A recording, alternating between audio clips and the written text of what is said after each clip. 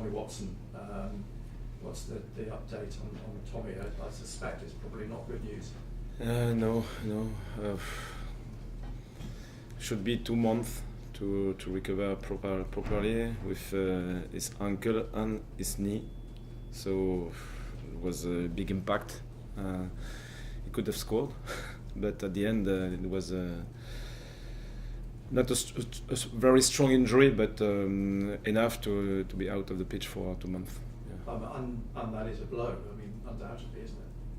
Sorry? That's a blow, a big blow for you. Yeah, for sure, because we need all players on the pitch, and Tommy did well, and started very well with the team. Now he has to wait, so it's a part of the journey of a career to face with these problems, especially in the championship with massive intensity in duels, and when you have to repeat games, and it's obviously risky, and he needs time to recover now. I don't want to think it's an interesting experience, because it's not always positive, but sometimes you just have to deal with it. Yeah. And for Tommy himself, I suspect. I mean, how have you spoken to him? How is he in himself? Because just as he's come into the team at 18 and done so well, to have this setback, it can't be easy for him to take that in. Yes, it's only 2 months. It could have been worse, because sometimes you can face with a 6-month injury, and it's really different. Just a reminder that everything is fragile, and I don't think you could face differently with the situation. Sometimes it's possible because of your lifestyle, the way you can recover, and so on. It was just unlucky, maybe, and now you have to face with it. Yeah. So, in terms of the implications for you in the team, have you thought through now who the likely replacement is on that left wing? I mean, we know Isidore obviously can play wide left, and you can probably put Mayenda then in his natural position up front. Adil Al-Shish is another that's come in and played that position, and even maybe an outside bet, but Nasri Rusin can play there. So do you feel that you've got the options to cover for those few months? Yes, I think so. We'll find a solution. Don't have the choice. We'll find something.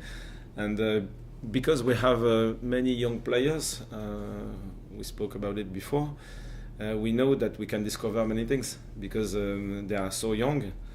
Probably they don't know how they can be good in many different options. So we'll have to find out new solutions, and I think we'll find something. I don't think something new, because we have the options in our mind, and we'll see for Swansea. And for Swansea, in terms of, I know we've talked about this the last couple of weeks, and the number of chances you're creating but you're not converting them, may give you the opportunity to try something different.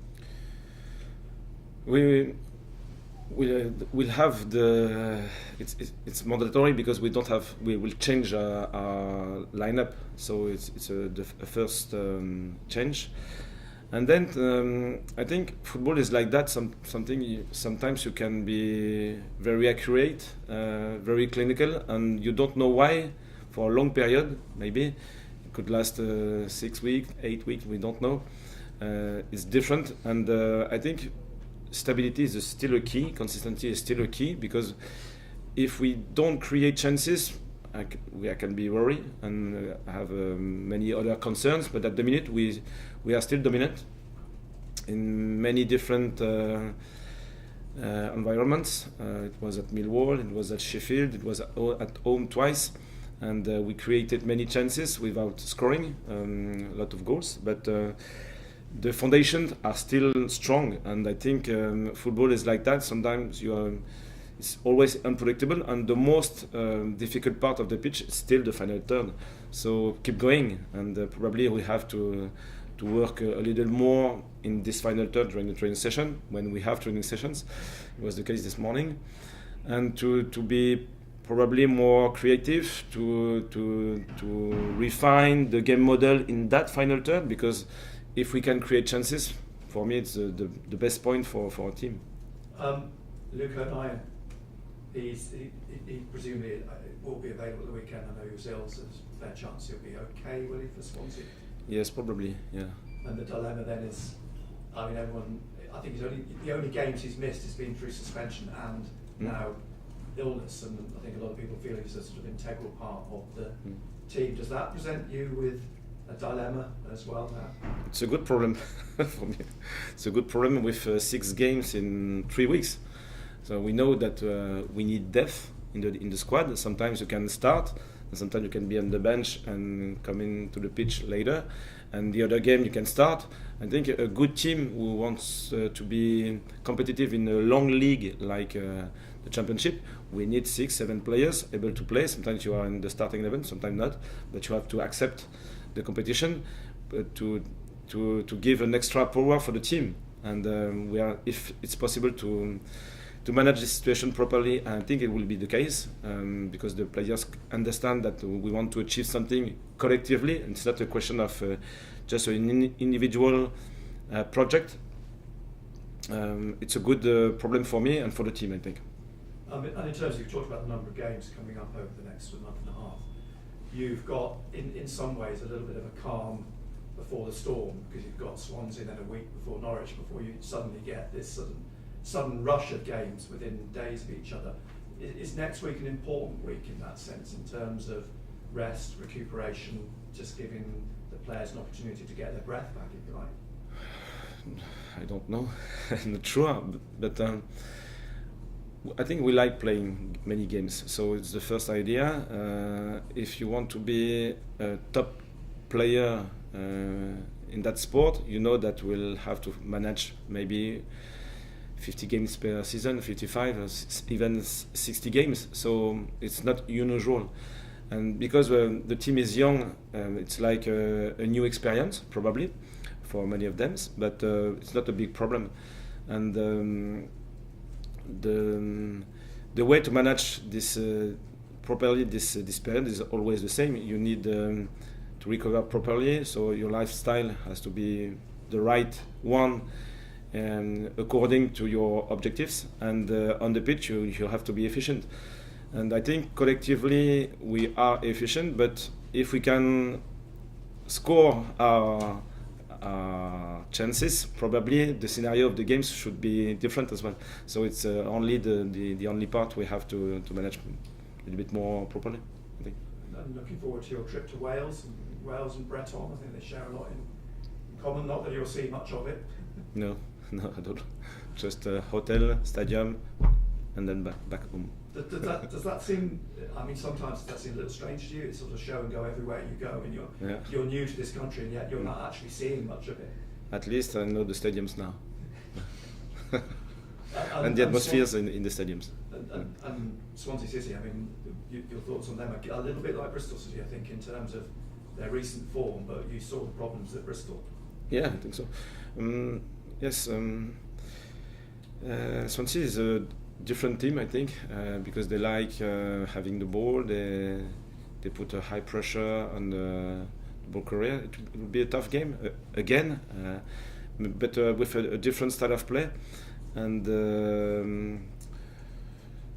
new problems to solve, probably. But I'm really excited by that game and the Norwich game and so on, because it's still a new experience. We were dominant with the ball, and probably it will be a little bit different.